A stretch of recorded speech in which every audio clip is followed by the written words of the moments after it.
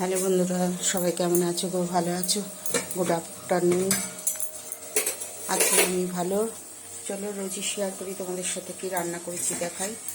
এই যে গরম গরম ভাত হয়ে গেছে, ধোঁয়া উঠছে।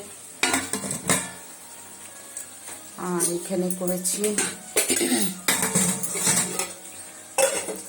করলা দিয়ে মুগ মসুরের ডাল, তিতো ডাল। এতে শুকনো লঙ্কা, রাঁধুনি ফোড়ন দিয়েছি ডালে। করলা দিয়ে করেছি। আমাদের এখানে রাঁধুনি পাওয়া যায় না। রাঁধুনি আমি কলকাতায় গেলে তখন কিনে নিয়ে আসি। রাঁধুনি, গামছা এখানে পাওয়া যায় না। আর এখানে হচ্ছে আলু, বেগুন, মটরশুঁটি দিয়ে বথুয়া শাক। কলকাতায় সবাই বেথো শাক বলে, আমরা এখানে বথুয়া শাক বলি। এতে আজকে একটু টমেটোও দিয়েছি, অন্যদিন দিই না, দিয়েছি। খেতে বেশ ভালোই লাগে। বথুয়া শাক হচ্ছে আলু, বেগুন, মটরশুঁটি, টমেটো দিয়ে ফোড়নে দিয়েছি কালো জিরে, শুকনো লঙ্কা, নুন, হলুদ, মিষ্টি, কাঁচা লঙ্কা, ব্যাস।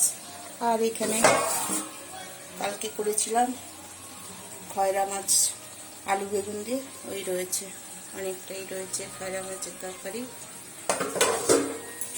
এই মেনু। চলো আরেকবার দেখি। গরম গরম ভাত হয়ে গেছে। রয়েছে এখানে করলার ডাল, রাঁধুনি আর শুকনো লঙ্কা ফোড়ন দিয়ে হচ্ছে করলার ডাল। আর এখানে আছে অল্প ভাত আছে কালকে। আর এখানে সকালের একটা রুটি আছে, অনেক দুধ আছে। আর এই বথুয়া শাক করছি। কতটা জল বেরিয়ে গেছে, শাকের থেকে তো জল বেরোই। আলু, বেগুন, মটরশুঁটি দিয়ে বথুয়া শাক।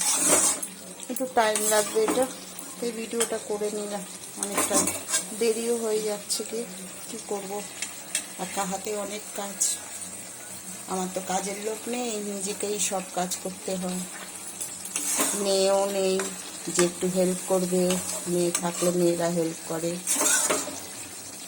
ঠিক আছে বন্ধুরা, সবাই ভালো থেকো, সুস্থ থেকো। Good afternoon. ইউটিউবে স্বপ্না রান্নাঘর, ফেসবুকে স্বপ্না চৌধুরী। আমি কিন্তু এই ভিডিওটা ফেসবুকেও দিই আর ইউটিউবেও দিই, রান্নার ভিডিওটা। ঠিক আছে বন্ধুরা, আলাদা করে বানাই না, কারণ অত টাইম নেই আলাদা আলাদা করে বানানো, ওই জন্য।